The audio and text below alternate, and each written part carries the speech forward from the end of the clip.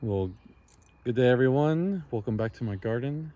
It's beginning of May and I thought I would start here with the beautiful second flush of my Mila and showing the beautiful colors of that. This is one of the spectacular plants that just changes color so much throughout the year. It starts out with these bright red colors and then it kind of fades to some green and with the yellow eye and then green with red borders. But this one here is always changing. I highly recommend Mila. This is definitely one that's always in my top 5. I just love Mila. It's pretty narrow growing habit. It grows pretty upright. But yeah, if you don't have a Mila, I would highly recommend it. Beautiful fall colors, but just year round. I have it placed where I can look at it out my window of the front of my house. So yep, just always a spectacular tree. We got some rain last night and we got about an inch of rain, so unfortunately all my peonies or peonies are starting to flop. This is an old variety but a beautiful one, huge. Let's see if I can find a one that's really big. This is Katarina Fongin, I think is what it's called. It starts out, the top's usually more white, and then with the pink on the bottom. It's very fragrant, giant double bloom, so I just love that one. The one behind it that hasn't bloomed out yet is a pretty popular one, Sarah Bernhardt. But back to the maples. This is my Berrima Bridge, I think is what it's called. Here's kind of what the new growth looks like. That nice pink pastel color. It does fade to green, but usually in the springtime it's all bright like this color here. This year I think we just had a lot of really cloudy days, so a lot of the ones that are normally really bright in the summer or in the springtime aren't, like my autumn moon behind it kind of greened up right away. I don't know if just because we had so many overcast days or what, but normally it's bright orange and I'll show you some of the colors on it, but this year it just wasn't. But this is Berrima Bridge. It's a really slow growing lace leaf. I got it as a 1 gallon, but yeah, I enjoy it. I like the contrast, especially with the Mila and some of the other ones around it. Here's some foxgloves. Here's another one of my peonies. I'm not sure what this one is. It's an old variety. I got it from my wife's aunt. She was dividing it, so luckily I was able to go over there and get a clump from her. But this is, I actually really like this one. That the bright red flowers with the yellow stamen in the middle is pretty awesome. So I have this one here. Peonies and maples are some of the things that I really like to collect. I have a bunch of both, more maples, but I definitely have a lot of peonies as well. This one here is my Beni Shi En. So you can kind of see the new growth comes out that red, and then it gets that variegated lime green. See if I can find a good leaf that kind of shows it. The sun, of course, decided to pop out just as I decided to start filming. It was overcast, so it was going to make pretty good light. But yeah, Beni Shi En. I like the leaf structure on this one, and with that variegation gives it definitely unique. It stays pretty narrow for me as well, which is one reason why I have it here.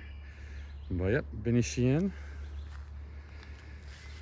Here's my Edgewood. This one, like I think I've said in previous videos, you can't really do anything to this one without it's a workhorse. It stays it does green up a little bit for me, but I mean the leaves don't burn It's very, especially with as dissective as the leaves are on this one. Yeah, Edgewood, I want to try one of these branches up to get it a little bit taller, just so it has a little bit more to weep down, but I like the size of it right now. Behind it is my giant Autumn Moon.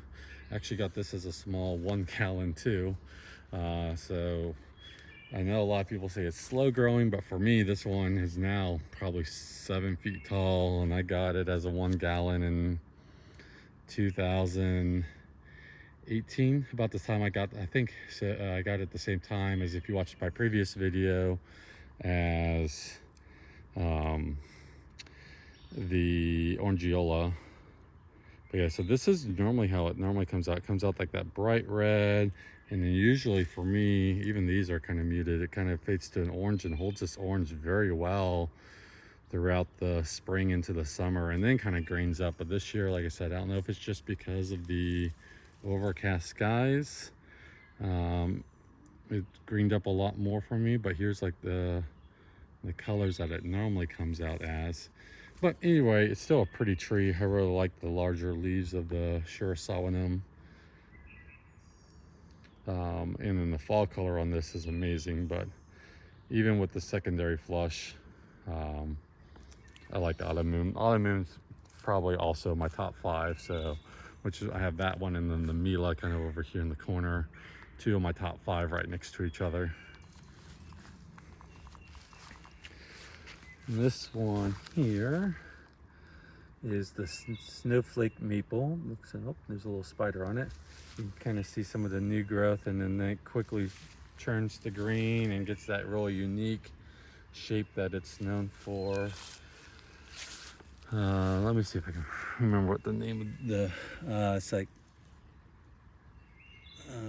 something that she starts with a K, but anyways, it's also known as the snowflake maple. Those who've watched my videos in the past know I'm not the best with pronouncing some of the Japanese names.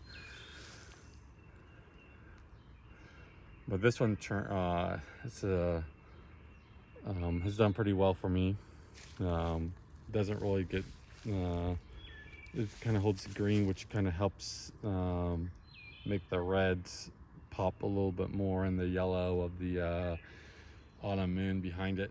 So it kind of shows the color contrast. So it's good to have a green around to kind of let your eye see the color contrast between like the reds and the oranges and the pinks and everything else. So, but yep, I like that maple. Over here is my Chantilly Lace, so you can kind of see the color that it comes out. Definitely a lot more red than like Baldsmith or some of the other Watnog lace leaves. It does green up and kind of looks similar to them later in the year, but at the beginning of the year it's definitely comes out as a red lace leaf. Some foxgloves kind of growing up next to it. But yeah, it got a little bit of frost damage, as you can see on it, but it recovered pretty nicely. Here's, so for those who don't know, this is what frost damage kind of looks like. It shoots out like really long, the leaves as they're leafing out. So you can, there's a couple damaged ones, but like I said, it recovered pretty nicely. I'll just trim those off once it's done pushing its secondary flush. Got some weeds around it I need to prune or weed out. But yep, Chantilly Lace, I like it. It's a good one. Here's some of my blue stars are starting to bloom. And then right next to that, here's my summer gold. So you can see it, for me, this one comes out green, and as the summer goes on, as the name kind of implies, it turns more yellow, whereas like Jordan is more yellow at the beginning and then kind of fades to that chartreuse color. But yeah, summer gold, the secondary flush on it is looking amazing right now. This is a pretty fast growing tree. I got it also as a small 1 gallon, maybe 2 or 3 years ago. I like it, the yellow with the blue contrast of the flowers behind it, and then also the orangey red of my Baldsmith right behind that as well. But yeah, summer gold, this is a good tree to have. It's pretty easy to find, but yeah, I would definitely recommend it. Some more of my blue stars, and then finally my Baldsmith. So this one from a distance looks pretty good. As you get kind of closer to it, this one took a lot of frost damage. Luckily, it's a pretty good sized tree, so like I said, it kind of recovered pretty well. But yeah, here's kind of the spring color. It does green up as it goes on, but it kind of keeps that two-tone leaf with green and red. So it's definitely, personally I like Baldsmith the best out of the ones that are similar to it. I know other people have better luck with